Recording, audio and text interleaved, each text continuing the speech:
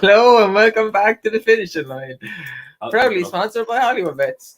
Andrew was hopping up and down the chair there, looking at the intro, and made me laugh again. I suppose I deserve this because I used to do it to you, don't I? Yeah. Laugh! Don't know. I get to do that now. Don't know if Tom heard, but I heard, and he was writing the finish on the chair here. Oh no, I didn't hear that. It goes. I hear the intro. I won by a short head. I forgot what I was going to say there. But before we start, the viewers might see the new background we have. I gave out to Andrew about the fact that it was still on the jumps horses. And we have colours and owner silks from flat horses and flat owners. And Andrew and Tom do not know, but they're going to have a little quiz here now. And Tom is going to guess the names of the owners. And this wasn't part of the schedule you sent on. The names of the owners, and Andrew is going to try and pick a horse from each owner. Who wants to go? No, I can't. No, Tom, you have to go first then. So, I was going to say top left is what's it? Is it Baaeed? Someone Roger Varian trains a load of his horses. Correct. Sheikh Hamdan and Baaeed Maktool. Sheikh Mohammed Baaeed Al Maktoum. Oh, I'm not far off. I knew Baaeed was in there somewhere. Michael Tabor in the middle. Cabdul Abdullah. Got there. Nearly messed that up on the right. Yes. Bottom left. Derek Smith, bottom left. Yes. And then one of those foreign guys in the middle. Oh. Al Shakab. Yeah, that's it. And Dave, all I can see is a blue screen at the bottom and a bit of white. Give him a proper look at that last one. One sec now, bear with me. Probably not going to get it. Oh, Hamdan. Yes. Hamdan Al Maktoum or Shadwell. Yes. I don't know what banner they're running under now. Shadwell Racing, I think, is kind of. So I only didn't get one, so that's I'm happy with that. 5 out of 6. I'm impressed. I had a feeling you wouldn't get the grey one. Now, Andrew, starting the same as going the same direction Tom did, a horse from each colour. Top left. Yeah. Third realm. Yeah. Middle. Yeah. Churchill. Yeah. Frankel. Yeah. Camelot. Yeah. Trev. Yeah. Baaeed. Yeah. Well done, Andrew. Well done. Trev was a good one, actually. I would have said Galileo Gold. I was going Ebro River.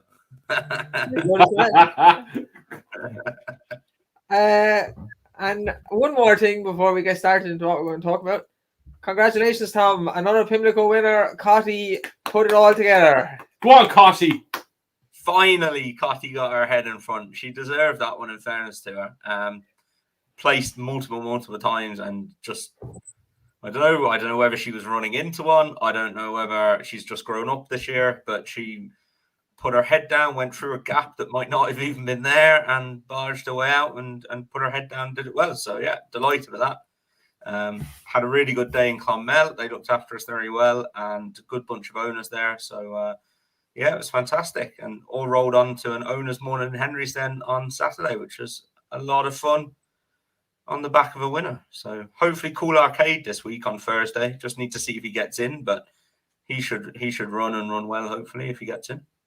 How much did your heart drop when that horse fell at first? Oh, hands literally went to the head. I had enough time to see that falling and hands go to the head.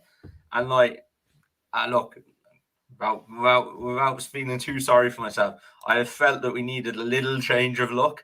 And in the space of a week, we've had a horse fall in front of us that's taken out half the field, and we've been directly behind it, and we've got out of its way. And then the Saturday before, over at Warwick, we won a race in the steward's room that I don't know if we should have won, to be honest. So, yeah, I think we've had a slight change of luck, which to be fair, I think we were due now, to be honest. So, yeah, I have to say she done very well to sidestep the faller, and I'd say she has more in her because she kind of dicked around on the running again anyway. So she could have won by 10 lengths and just started pulling herself up. She looked like a horse with a bit of attitude as well, even in the parade ring before it. And even then she was stood in the winners' enclosure. She was kind of stood up here, looking around, going, "What am I doing here? Like, what's this all about?" So, a bit of confidence for her, and yeah, I think she'll go on from that. So, fingers crossed. Okay, well, it was a good week on the flat racing side. Was it? Andrew and Tom are slowly getting into this, Jazz. A few things to talk about this evening. Baaeed, who is, I suppose, now a superstar. He's done a first race 4-year-old season. So we'll be discussing Baaeed and where we think he's going to go and end up. And what you the didn't season say that holds. part. Just said discuss Baaeed. You didn't say we had to find out where he's going. We're going to discuss the aptly named Stradivarius. Stradivarius. The Royal Ascot Gold Cup contenders. And he was Stradivarius on Friday because John Gosling literally said it himself. He's horny in the saddle and ring. But there you go. Imagine saddling that thing and that thing just swaying underneath you. Did you hear what he said? He's up in his hind legs, giving it the full welly. You walking out of the shower. Woo! He said he literally had to put the saddle on him and he's up in 2 legs. He didn't know how he managed to get Frankie on board. So the French Guineas today, not that we're no much French form, and I don't think there's any St. Mark's Basilica in it, but Godolphin had a nice winner and some French other thing. I was watching paint dry while that was on. We have a Royal Ascot number 2, ante-post pick, and then a strange case with Henry de Bromhead involved in it that I don't know. I actually still can't make head nor tails of it. I think, to be honest, it's more an Irish racing authority issue. But there you go. But we'll discuss that anyway. That'll be fun. I know. Tom has, I think it's very easy to understand anyway. So it can't get any weirder than yesterday. We were talking about this in the middle of what were we doing? What was on before the other thing was on? I don't know, rock football or something was on, and then we were talking about a while about 20 of us were all in a text group watching the Eurovision, doing horse commentary on it. Oh, go on, Ukraine. It was the FA Cup. It was Liverpool win the FA Cup. And we were talking about the Henry thing, and then we were talking about the Eurovision. Then we ended up all watching the Eurovision till about 12:30 at night. That was a strange Saturday evening. I still don't get, like, I'm a United fan, but I don't mind Liverpool. They're probably the best team in England, and they deserve to win. If you're beating everybody, I don't know. I think City are better, Dave. City are better. Their song is their song, but they won and they were singing and dancing to Dua Lipa, and I still don't don't understand why or where that came from. It's because the stadium played Dua Lipa. That's why they wouldn't play. Everyone was singing it like the fans turned around like the City fans and were doing the dance and everything. Wasn't it? Yeah, I've never seen that. Surely the lyrics is about a player. It must be. It has to be something. So I don't know. The Greek Scouser was giving it socks anyway. He was. I did enjoy his celebration. And Thiago naked because he gave his shirt to a kid. Dave wasn't impressed with naked Thiago. Dave wasn't impressed with his shirt to a kid. That just don't sound right. Everyone was just doing their thing, and then Thiago, like, all you could see was him running around topless. It looked like he was naked, and there was no reason for him to be until the next day. I find out he gave his shirt away, but like, it made no sense. And then Tom said he didn't mind seeing naked men being excited. So I'm going to be honest. When we won the All Ireland, I was Thomas froze. Oh no, he's back. When we won the All Ireland, I was practically naked after that at full time. You just get this mad feeling over you to strip. Yeah. Okay. I don't know what it is. Oh, Jesus. Giving your clothes to kids and running around the place. I don't know what was going on. Well, there you go. Anyway, the lock-ins yesterday, Baaeed, Jim Crowley, Shadwell Racing. Please do it. What? Baaeed. He was very, very impressive. I suppose he's about the best miler we've seen since Frankel. Now he's unbeaten still. Looks like they'll eventually step him up and trip. They're talking about the Juddmonte in August. Tom, what do you think of Baaeed? Did you see it? Yeah, I went back and watched the replay. I was class, to be fair, wasn't he? Whether it's me or you presenting this, we always have to ask him, did you actually watch it? No, it's a genuine question. It's the one. I felt that was the one race I should definitely watch this weekend. So, no, I did. I watched it, and yeah, geez, he's different level, isn't he? Like he's gone and beaten some nice horses there. I think there could have been 5 or 6 of them rated at 110 or above, and he's absolutely battered them. So, yeah, I think it could have been Teddy Grinthorpe said, he's not quite Frankel, but he's on the way there, and I certainly wouldn't be taking him on anyway, but I think he could go the season unbeaten and end up a proper superstar. So, yeah. Andrew? He will go the season unbeaten. He was unbelievable. But another thing, and the thing why we can't get into flat racing, he's been retired at the end of the season, Dave. Yeah, look, so he cannot be. No one can say he's as good as Frankel. He's worth too much money. Now Frankel was retired at the end of his 4-year-old season as well. It's just we didn't see Baaeed as a 2-year-old. That's true. As much of a muchness, he was in training. He just never made it to the track. But yeah, I do understand what you're saying there. But they're worth too much money for Stallion. What he is, he was unbelievable to beat. Look, a very, very good crop of horses. Yeah, it was a deep enough field. Look, he beat Real World. Alcohol Free is a Group 1 winner as well. Sir Boscar, look, he's a Ligma. Mother Earth, New Mandate. Look, he's the easiest winner I've seen in a long time of winning a Group 1 and doing it. Having a race put to bed nearly 2 furlongs out. Yeah, I think it's probably the only thing that can stop him during the season is an injury, and it would be a shame. It would be a shame because if he gets injured, they'll retire him to stud straight away because he's worth so much. Where's he going next? Stallion now. I imagine he go to the Queen Anne. It would be the logical step at Royal Ascot, so we get to see him there. Maybe take on the 3-year-olds then in Goodwood and then step up and trip. And I could see him finishing his career in the Champion Stakes then at Ascot. He won on the card last year at Palace Pier.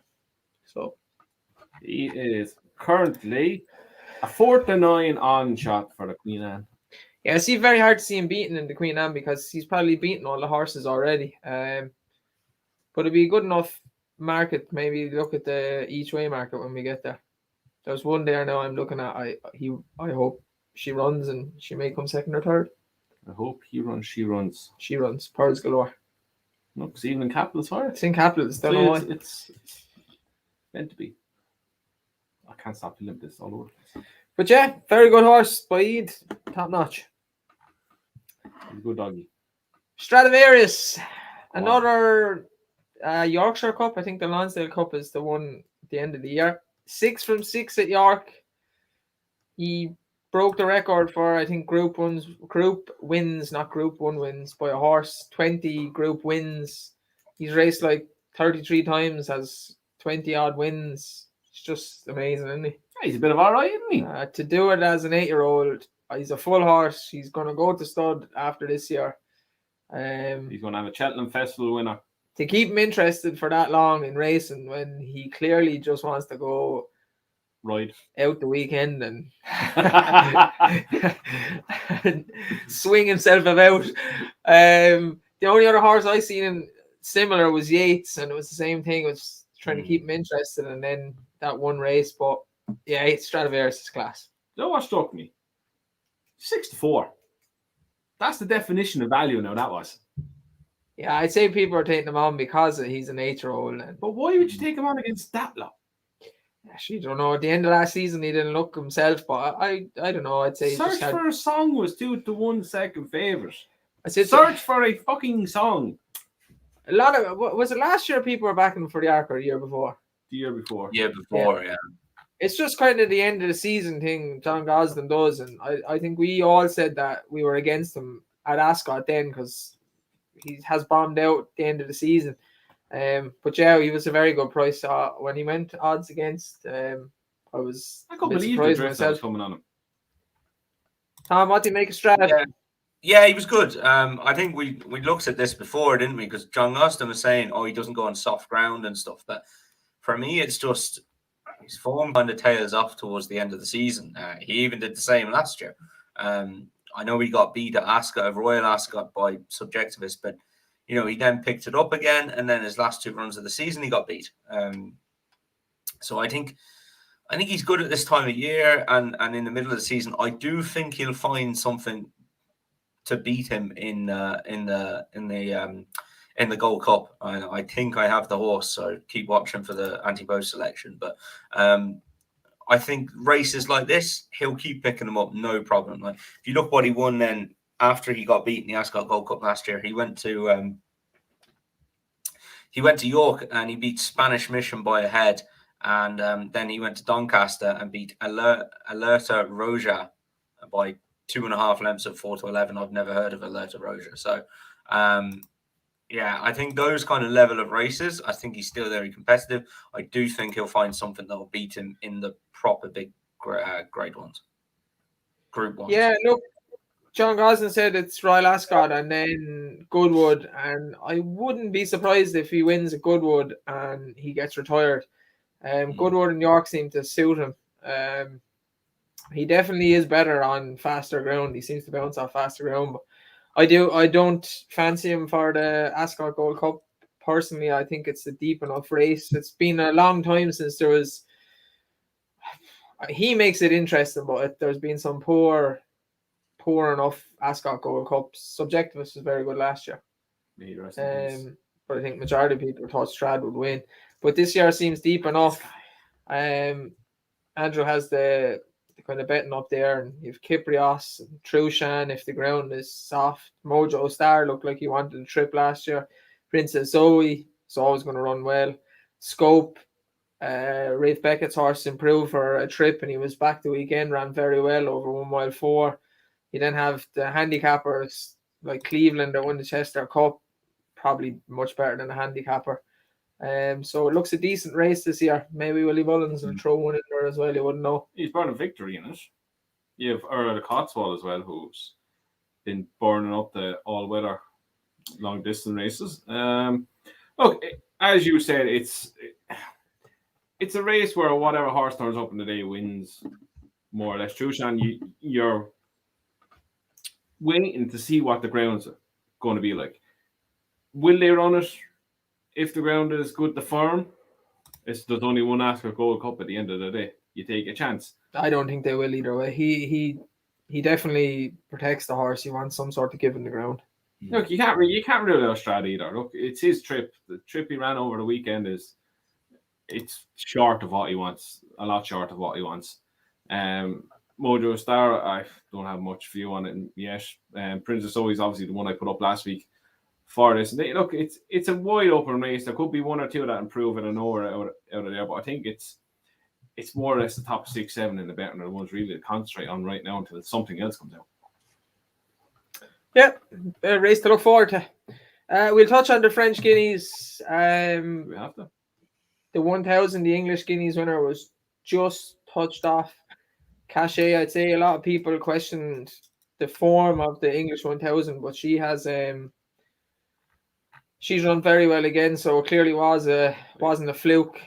She was beaten by Mangosteen, ridden by Gerald Mosse, who was 3 from 3 last year, was third on her comeback race. I think the horse that beat her that day went off favourite, but she turned the form around. Tom, Andrew, did you see this, or did you watch the replay? Or I was painting my decking, Dave. That's a no from Andrew. Saw it, yeah. Don't know what to make of it, other than I thought Cachet did really well to back up her win only 2 weeks ago. I know you were keen on Toy, Dave. A bit disappointing. Yeah, she was very disappointing. She dropped back very quickly, so it's hard to know what to make of it. 11th. Yeah, she's disappointing. I was impressed with Cachet as well. Very hard at Longchamp to be in double figure draw, and she ran very well. She was also probably half a length back and battled on again and was only barely beaten at the line, so she's a tough filly. The 2,000, another Godolphin. Please give us proper name. The Poulin. No. The Poulet. Who they say the Poulin? Fucking hell. I don't know how I was reading that. The Pool they say the Poulin, and the Pool they say the Poulish is the 1,000. It's the 1,000, please. Oh, Jesus Christ. I have to keep myself entertained. Do you know, actually, before we go into modern games, do you know who owns that horse that won the French one, the Pouliche? Probably bloody Griezmann or something. No, it's something similar to that. Oh, there's a quiz question for you now. Oh, what's his name? I saw him interviewed. I can't remember it. I know Tom knows. It's not Griezmann then, is it? No. Take Collins, find out. So that tells me nothing. Tony Parker, the former NBA player, won loads of championships with the San Antonio Spurs. Yeah. Okay. Yeah, he's 7 or 8 horses, I think, in training, but he's the owner. All in France. The Poulon, the 2000, another Group 1 colt for Godolphin. The Charlie Appleby stable is riddled with him. He's an unbelievable trainer. He won, I think, in America at the end of last year. Juvenile first round back. I backed him that day. And he was very impressive. Went off favourite, travelled like the winner the whole way around. William Buick gave him a good ride. He's been riding out the skin all year. To be honest, I thought he was the one to take out of it as well. I know he's the winner, but he won it well. Looks like maybe he could do what St. Mark's Basilica did last year and go on to the French Derby and win that 1 mile 2 furlong. Did you see this one, Tom? I did, yeah. Messy old race this, because they jumped out and looked like they were going to go a right good gallop, and then they just slowed it up completely in front. Modern Games was in the right position then. So was Tribalist, and so was Texas. Texas was 113 to 1. You wouldn't have given him much chance at all in this kind of race. So that kind of blots the form a little bit, but I would agree with you, Dave. Much the best horse on the day was Modern Games, on the back of that Breeders' Cup win, and we'll see where he goes next. He could go a little bit under the radar because those two Group 1 wins now have been abroad, but had run to a decent level in the UK before that. So I wouldn't rule him out if he turned up somewhere. I'd be interested in him, to be honest. Going to the French Derby, apparently. Yeah, I know. It's going to be similar to you, Tom. I think people, for some stage last year, questioned St. Mark's Basilica going into the Coral Eclipse anyway, because he had won his Group 1s in France. But that thing is very good. I don't know how. I'm sure Charlie Appleby is not going to tell you who's the best out of Caribbean, Native Trail, and him, but he's 3 Grade 1. I wouldn't say no. I'd say they're all excellent. Yeah. That was my point. I say, like, they're hardly training against each other, so very hard to know who's the best. And I think if you swap Native Trail and Caribbean's draw in the Guineas, it would have been the opposite way around. So I think so too. Yeah. 3 very good colts. What do you think, Andrew? What? Yeah, Andrew doesn't know. He was painting his deck. He's painting his deck. Literally switched off. I backed him in the Breeders' Cup if that's any help to the argument. No, that was about 5 months ago. That was 3 years ago. Any other horses did you like this week for Ascot or anything? We'll go on to our Ascot pick in a minute. But Naas today. Twilight Jet. No, Mediate. I put up Matilda Picotte in that race, but I think she needs dropping back 5 furlongs. Mediate, she won when we were up in the corner. She was good. She was good, and she's at the backing it up again. She looked like she was outpaced about 3/4 of a furlong out, and she picked up really, really quickly. And she ran really strongly to the line. Wherever she goes at Ascot, I will be following her. Yeah, I'd say there was 3 or 4 decent fillies in that race, so it was probably a good race. The one for me was Twilight Jet. Was very, very good at Naas today. Close to putting him up for, I think, the Commonwealth Cup as his aim, but they ran the bejesus out of him as a 2-year-old. He had 11 runs. Came back first time off a break and bolted up by 3 lengths at Naas. So very, very good run. He wasn't far off the top last year over sprinting trips. So interesting to see if he's moved on a gear now as well. Yeah, we went to our Ascot picks and seen this. Before that, we missed one. There's a Crown Derby. Yeah. Okay, move on. Ascot. The Derby's not really exciting me this year, to be honest. It's hard, I still find it hard to know what to make of it. Ascot pick, Jesus. Yeah, he was good. He was very good. He was good. For an inexperienced horse, he's very good. So I want to say Thomas touched on Twilight Jet, so I'll go first. He is my pick for the Commonwealth Cup. He's about 14-1, 16-1. It wouldn't worry me in the slightest that they ran him a lot last year. He's by Twilight's son. I don't know if Tom or Andrew remember him, but he was a horse trained by Henry Candy a good few years back. 14-1. He won 14-1, yes. He got way better as he got older in his career, and his progeny, there's a big word for it, his babies seem to get better as they get into their 3-year-old and 4-year-old careers. He ran in the middle park. He was beaten by Perfect Power, but there's a lot of them finished in a heap that day. First run out this season, that horse that he beat today in New York City by Aidan O'Brien's horse had been kind of talked up as a Commonwealth Cup horse. So I think Twilight Jet has a chance and is a good bet. Smart enough trainer as well. Some of the English viewers might not know about him a lot, but you get a lot of winners that are backed off the boards in Ireland at random tracks and collect. So I think he's a really, really good each way chance in the Commonwealth Cup. Andrew, you're next. I am putting up Adiar for the Prince of Wales Stakes. Andrew texted me before I came down here and asked me, was Adiar still alive? Just so you know. I did. I literally texted him. Exactly I said, why, Andrew? He said, because I'm putting him up for the Ascot races. And then he said, it's good that he's alive because it means it's a good... I texted him. Well, it means he's not dead anyway, doesn't it? Sorry. Any idea if Adiar is dead or alive, Dave? Alive, why so? Jesus. I just put him up for Ascot. Daddy's alive now. I know that dead. I don't know.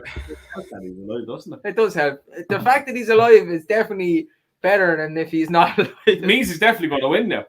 No, last year's Derby winner, he's a physically imposing horse. Look, obviously, most of his form was over a mile 4 last season. When he dropped down to 1 mile 2 at the start of last season, he was only beat by Alencar and Yabir and Lone Eagle behind him. So he's not short of pace. The race itself is not great. I think right now, Lord North is favourite. He's second favourite at 4-1. Then it's much is really behind him. It worries me that we haven't really heard anything about him yet, and what's the story with him. But I reckon you'll see him probably in the Coronation Cup, maybe. The weekend of the Derby. Or before that. Yeah, sorry. So the Japanese horse is favourite at 7-2. Lord North is 5s and 6-1 bigger. They're much as really. They're all proven horses. But I think this lad still has a bit of improvement left in him. I'd write off his 2 runs last season. Too many tabs open. There's a lot of tabs open. His 2 runs last season, a Longchamp, which is we'll not write that one off. The last one, that was a 4th in the Arc, which is a very good run on heavy ground. Then he's beaten 7 lengths by Sealaway at Champions Day at Ascot, but the Arc Sealaway is behind us, so I think he was just over the top at the end of a hard season. He beat Misriff at Ascot. That was over 1 mile 4. I think he's in the King George on good the firm ground. Look, again, this is an angle I'm going with. He's a horse that will go on any ground. So you're not sitting there waiting for the day to see what the ground is going to turn up. But it's obviously going to be on the good side, but you never know with the weather we have. But yeah, I think there's a lot more to come from him. He's not short of pace. And a race like this, there seems to be a lot of pace on. So the extra bit of stamina in reserves will not be a bad thing. He likes the course. So Adiar 4-1 for the Prince of Wales. Yeah, I actually think he's a good chance as well. And his best performance last year was at Ascot. So, Tom, your pick. My one is going to be Kyprios in the Ascot Gold Cup. I see there's a little bit of 4-1 floating around. I think he'll get shorter than that. I think he'll go off favourite. As we said, with Trushan, the ground is a concern. Strad, I just think you'll find one too good for him in this year. Princess Zoe seems to love Ascot. She runs very well there. She'd be a danger. But as Andrew said earlier, you kind of get outside of those and you're clutching really. So I think 4-1 about Kyprios. who looks a much improved horse this year. I know, as we said before, he was getting well touted for the Derby before he went to Lingfield, wasn't it? And didn't run very well there. We hadn't seen him since. He came back. He came back this season and absolutely bolted up and beat a very good field in a listed race at Navan. He's then gone off 1 to 10 for a Leopardstown Group 3. He hasn't really had to beat anything, but he's going to beat my 14 lengths. He looks like a horse who loves the longer trip. He won his maiden at Galway on what was technically heavy, soft ground heavy is what I would always reference it as. But I think he's a very good horse. He's completely unexposed, looks to stay very well, has a very good attitude. And I'd definitely take a chance on him at 4s. Yeah, you know what amazes me about this horse? How much he looks like his sister. They're like twins. I said that they are literally the exact same horse. You can't tell them apart. You can't tell them apart. Not same organs. Not even remotely. It's madness. Like the twins. Yeah, literally. And I know they're full brother and sister, but I've never seen anything like it before. Like Patash's brother racing for Coolmore won today, and he's a weird colour grey. He looks nothing like Patash. Nothing like Patash. Like. He looks like he needs further as well. He looks like he needs a wash. Oh, brilliant. Talking of horses looking alike and getting them mixed up, did you see the story about the 2 JP horses? No. I seen the headline for it, but I didn't read it. So what happened was they turned up to Kilbeggan on Friday with 2 horses. Hang on, I get the names of them now. And what has happened is they've gone to 2 separate trainers. So for those of you who don't know, a lot of JP's horses go back to his Martinstown stud for their holidays. So when they left Martinstown, it's then that they've been mixed up. So one has gone out to the Brodericks, and one has gone to Enderbolger. But they've messed up the 12-year-old Plinth, who was meant to go to Enderbolger, and Grove Island, a 4-year-old maiden who was meant to go to Shane Broderick. So Shane Broderick turned up with Plinth to run the 12-year-old Plinth, 84 runs, 11 wins to run the maiden hurdle. You made a mistake. From a 12-year-old to a 4-year-old. Did he win? So they'd microchipped him before, but I know we can have a laugh about it. It's one of those. Whose horse is this? How did they do that? What do you mean it's the wrong horse? There was only one came back from JP's, but like the Broderick said, like, yeah, we should have checked. And look, it's just one of those. I think as well with bigger yards, because you've so many horses in and out, you've got systems in place where they get scanned in, scanned out, and stuff. And like I saw Henry's going off, I'm sure they won't mind me saying, going off to the races there on Saturday, and everything was checked. Like, they do a proper job of making sure everything's 100%. So I'm sure with those bigger yards, you kind of have to. With the smaller yards, where you only have really a few horses, it's like, in and out kind of job. But yeah, I thought it was funny because there was such a big difference in age and profile of the 2 horses. Speaking of things done properly, Dave. Speaking of, and this, I'm still completely, I don't get this whatsoever. This is like I've read this like 4 or 5 times last night. It's like the new Liverpool song. Dua Lipa, Calvin Harris. What's the song, by the way? One kiss. I think someone said if you change a man's name and put his name instead of some of the lyrics or something. Someone said that in the comments. Kostas Simikas. Something like that, yeah. No, I think that it was just that the stadium announcer played One Kiss after the final. I don't think there's anything more to. Again, a bit like this story. I don't think there's any more reading into it. Well, I'm only saying what all right, Henry fanboy. I'm only saying what the man said in the comments. I have no idea because it fucking dumbfounded me yesterday. Anyway, your man was running around like a lunatic, singing and dancing. And anyway, the Greek fella, he is Greek, isn't he? Yeah, sounds Greek. Sounds Greek. It's all over TikTok. Them singing in the dressing room, the Champions League. Yeah, Thiago was still naked. But anyway, like 2 jealous Man United fans. Oh I'm not a Man United fan. I'm a Brentford fan. Up the beast. Joseph Conley just wrote in. Hey. Man United don't give me free hospitality when I go over there. Screw them. Apart from the drugs, Tom, laughing out loud, lad. So Henry had a horse that Miss Tempo that came back a positive urine sample for a banned substance. Now, the banned substance, they know what it is, but they said it's probably never you. The key to all this is the word probably, right? It's an anti-inflammatory used by humans. Probably. So probably no, it is used by humans. It probably has no effect on horses, and it probably was on a human that was near the horse and therefore got into the horse's system. And it probably had no effect on the horse winning the race, but because the horse, this is very complicated. See, because the horse came back with a positive test, the horse was disqualified from the race. So technically, they should probably disqualify. The horse failed a drugs test. But Henry got no further punishment, no fines or anything. So he was wrong. No, sorry, the horse failed a drugs test, so it was wrong and disqualified. But it's not really wrong because it probably didn't do anything to the horse because they don't really know if it's used in horses ever, and it's the first time ever coming up. It's very, very odd story. I personally think it's a bad look, not per se for Henry. I think it's a bad look for the people making the decisions because it can't be wrong, but also not wrong. It has to be wrong the whole way through, in my opinion. And if the horse was disqualified, and I know they're saying the substance probably had no effect on the horse and it's a human substance and blah, blah, blah.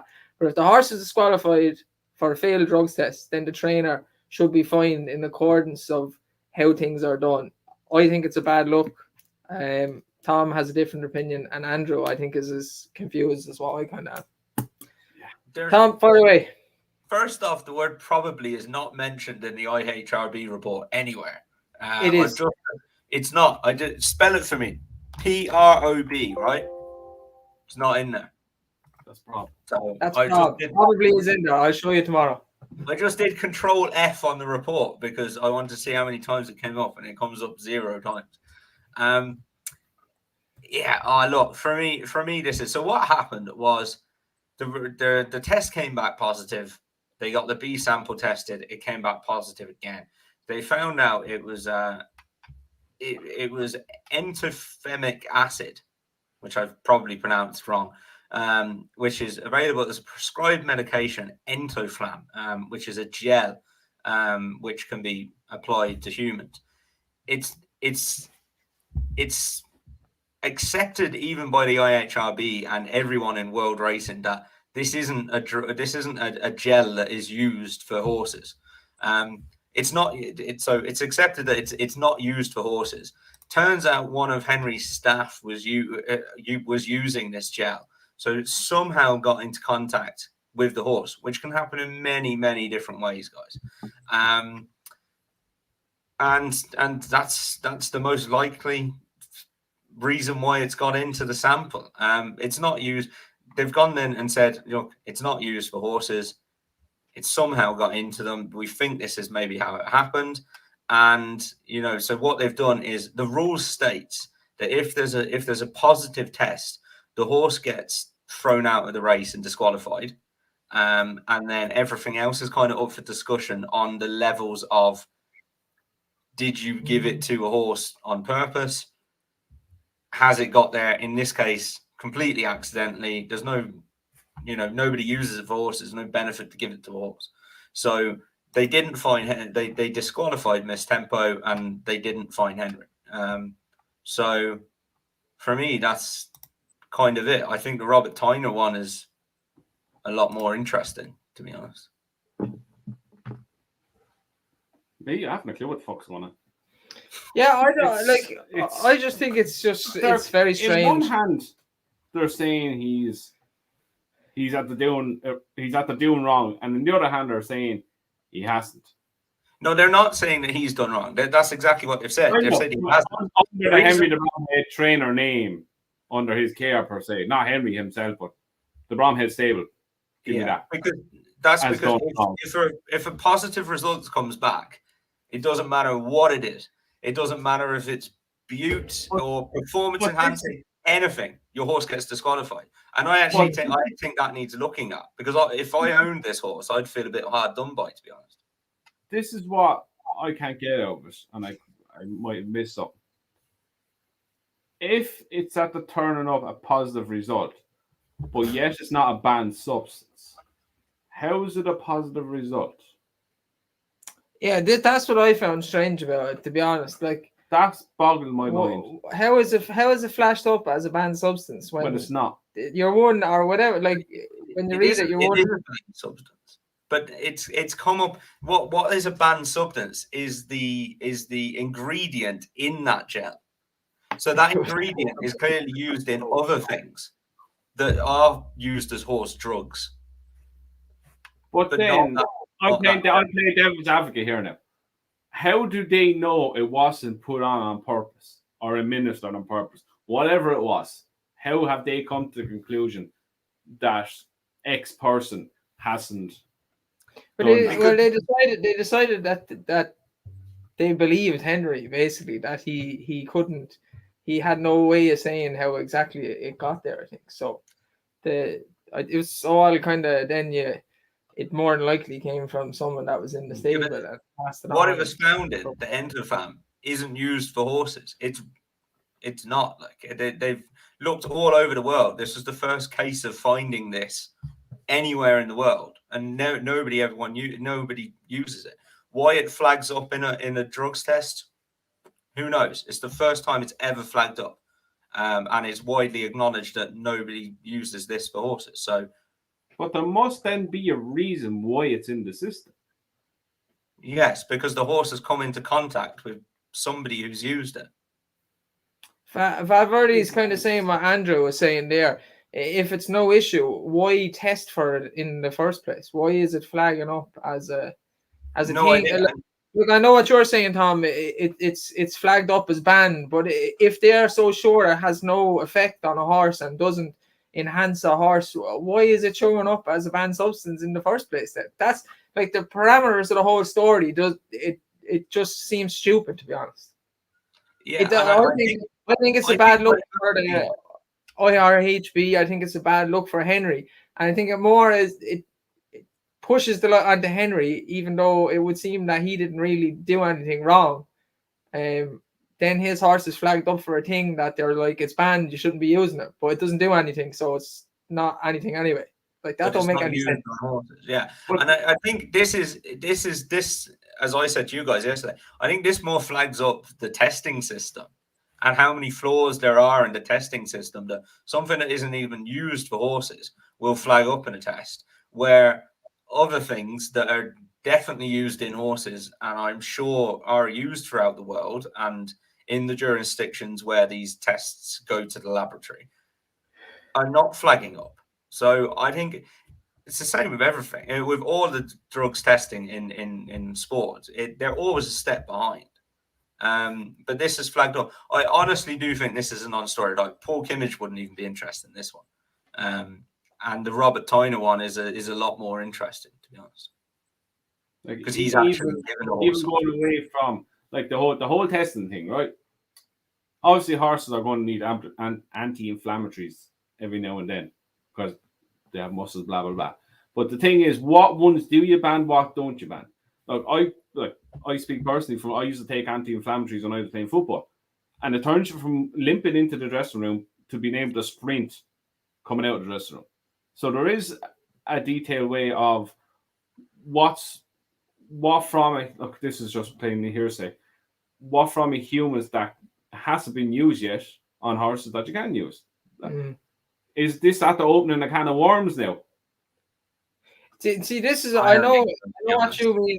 I know what you're saying, Tom. What's to say it wouldn't work on a horse? I know what you're saying, Tom. This is not saying it's nothing about Henry for Henry goes like this is just saying horse racing in general. What's to say people smaller trainers won't start trying to use human things? Yeah, so I know what you're saying, Tom, about it's a non-story, and you probably know as a fan of horse racing, watch horse racing, you probably know a lot more about the particulars of this kind of stuff than maybe other people that just watch it recreationally and have a bet. And I hope I don't get the name wrong, but Chris Cal said, is it a masking agent? Right. So my issue with it and why it looks bad is because some people will look at it from your side, Tom, and will know more about it and think, look, it's a nonsense story. But the recreational person that comes to watch racing might look at it and think of it as a like glass half full type thing or half empty type thing and go, oh, that's kind of dodgy now. That don't look right. He's using that as a masking agent for something else and he's got away with it. So it doesn't look good then for Henry, even if Henry hasn't done anything wrong, because it flagged up as a test and the horse lost the race. So the whole, like you said, the testing process and the whole start of the whole process is wrong, which then tumbles on down towards some people may now say Henry's doing stuff to horses and he's getting away with it. Yeah, and I think you're right there, Dave. The start of the process for me is wrong, especially as an owner. If this happened where they're basically saying that, you know, nothing happened, the trainer didn't give a horse a drug, nothing happened, the horse got into contact with it somehow, and your horse gets disqualified. Like, I feel a little bit hard done by that. And I think there's a review going on, I think, of the whole process and the whole drugs and testing system in Ireland.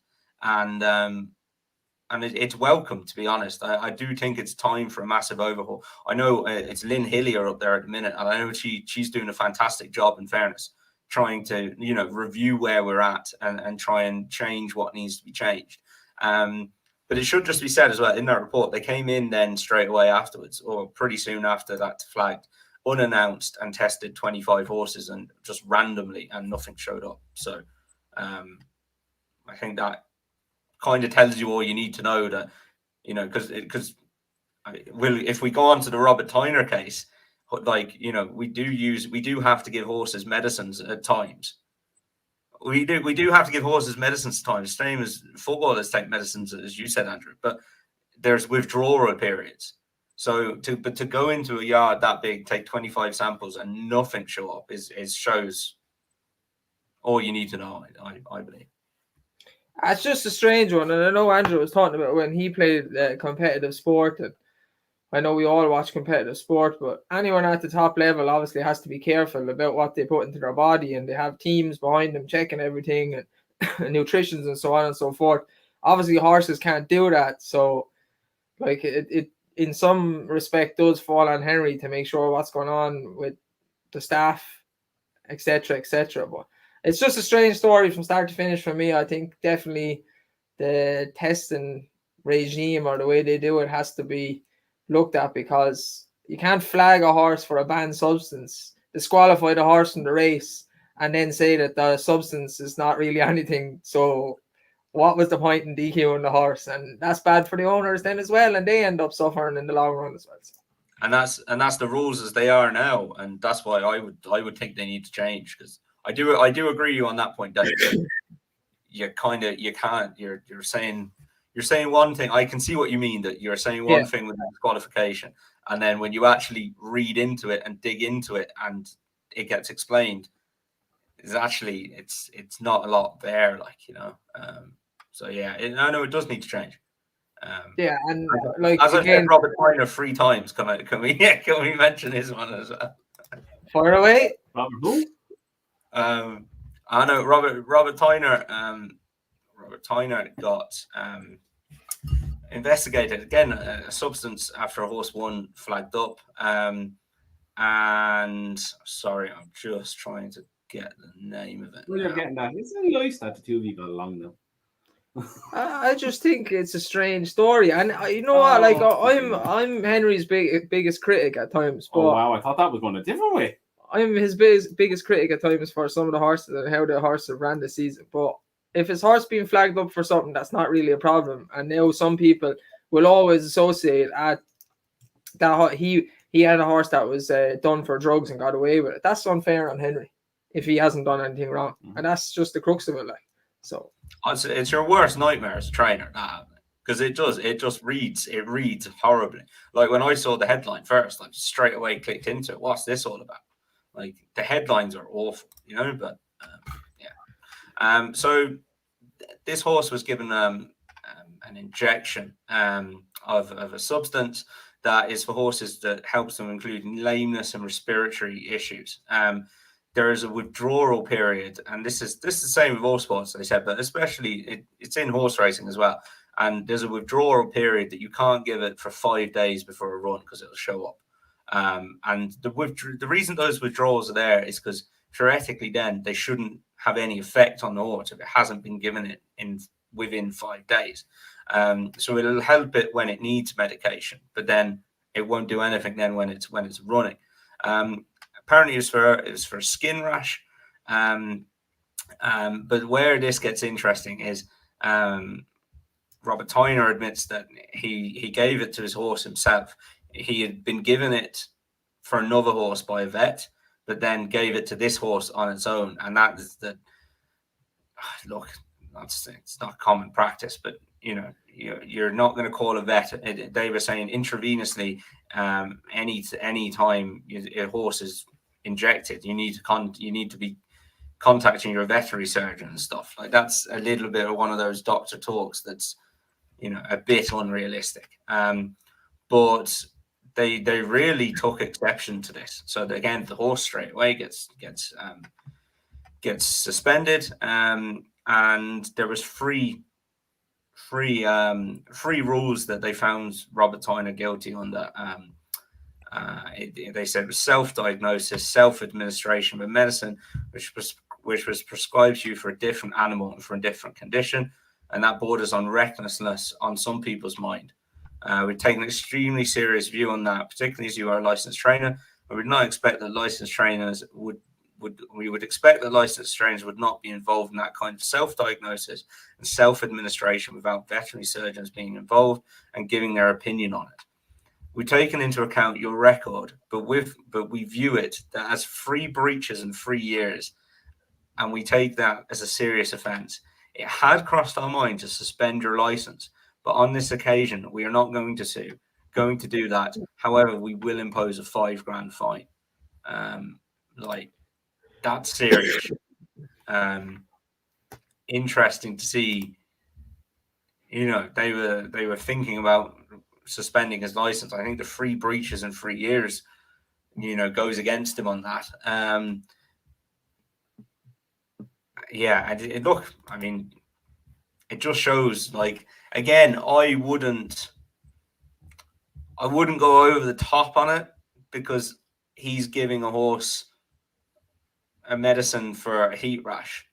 It's not what I would be really trying to crack down on and go mad over is performance enhancing drugs.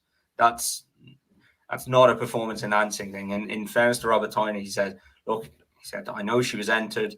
She had a high ballot number. The race ended up dividing. By the time I declared her, I forgot I'd even given the injection, to be honest. So it's another one that reads really badly. But I think where we need to go is the performance enhancing that Jim Bolger anyway seems certain was going on a few months ago. When is this ever going to come out? Well, he stopped talking about it, so I doubt it's ever going to come out from Jim Bolger. But he was pretty positive at the start of last year that was going on. Anyway.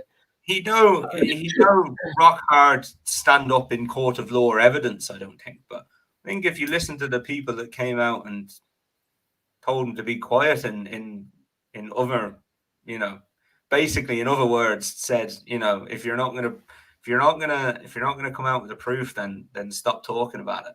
And they were people who maybe wouldn't have been involved in drug talk before. So wasn't there another yard raided and Ted Walsh was there when the raid was going on as well, or something along those lines? Or something, wasn't it?